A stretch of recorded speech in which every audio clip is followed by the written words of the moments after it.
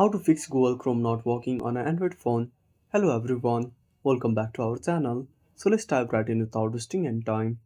Also make sure to watch this video till the end. First of all, open up your Play Store. Then tap on the search icon at the bottom right corner. Now tap on the search bar. Now type Google Chrome.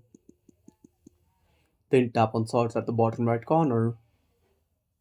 Now tap on Google Chrome and make sure to update to the latest version. If any update is available, simply tap on update. Then go back to the home screen.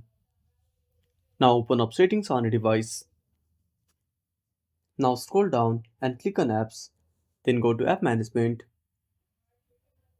Now find Google Chrome. Now simply tap on the Chrome. Now tap on force stop.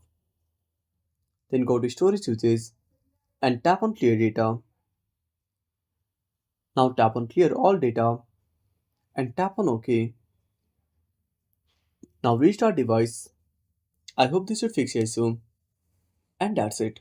Thanks for watching. Make sure to subscribe our channel and hit the bell icon. See you in the next video.